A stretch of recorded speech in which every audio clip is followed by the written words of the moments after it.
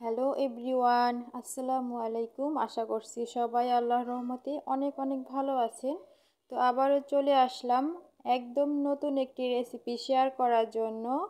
তো আজকের রেসিপি হচ্ছে বাদাম ভর্তা। তো খুব সহজভাবে ও কিভাবে চীনা বাদাম ভর্তা করতে হয় সেটাই আপনাদের সাথে শেয়ার করব। তো এর জন্য এখানে আমি কিছুটা বাদাম খোসা ছাড়িয়ে নিয়েছি। এখন এগুলো একটু ভেজে নিব। তার জন্য একটা চুলায় কড়াই বসিয়ে দিয়েছি, এর মধ্যে বাদামগুলো ঢেলে দিয়ে এখন অল্প আঁচে বাদামগুলো খুব সুন্দরভাবে ভেজে নিব, একটা প্যাসেলার দিয়ে নেড়ে চেড়ে।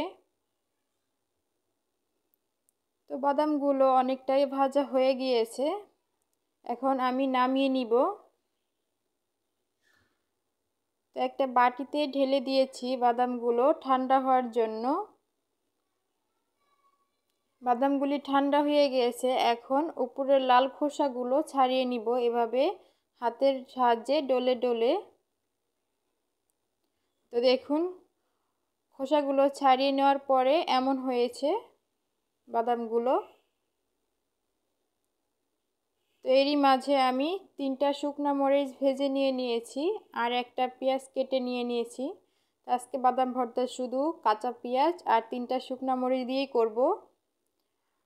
রসুন পেঁয়াজ ভাজা দিলে মনে হয় বাদাম ভর্তা মজা লাগে না। এভাবে বাদাম ভর্তাটা করলে আমার কাছে খুব মজা হয়, তাই আমার মতো করেই আজকে আমি বাদাম ভর্তাটা আপনাদের সাথে শেয়ার করব। তো এখন বাদামগুলো একটা শিলপাটাতে বেটে নিচ্ছি। তো খুব সহজভাবে বাটানো যাতে হয় তার জন্য কিছুটা পানি অ্যাড করে দিচ্ছি। তো এভাবে বেটে নিয়ে দেখুন এমনটাই হয়েছে। কিছুক্ষণ বেটে নেওয়ার পরে একদম ফিনিশ করব না, এমনটা হলে বাদাম ভর্তাটা খেতে খুব মজা হয়। এই পর্যায়ে ভাজা মরিচ আর অ্যাড করে নিচ্ছি স্বাদমতো লবণ। এখন এগুলো খুব ভালোভাবে বেটে নিব। তো বেটে নেওয়া শেষ, এই পর্যায়ে দিয়ে দিচ্ছি কাঁচা পেঁয়াজ। তো কাঁচা পেঁয়াজগুলি একদম মিহি করে বাটবো না, একটু থেতলে থেতলে দিব, আস্তে আস্তে থাকবো। এতে বাদাম ভর্তাটার টেস্ট খুব ভালো আসে, খেতে খুব ভালো লাগে। তো হয়ে গিয়েছে বাটা, এখন মিশিয়ে নিচ্ছি সমস্ত উপকরণের সাথে। তো হয়ে গেল আমার বাদাম ভর্তা রেসিপি, চীনা বাদাম ভর্তা।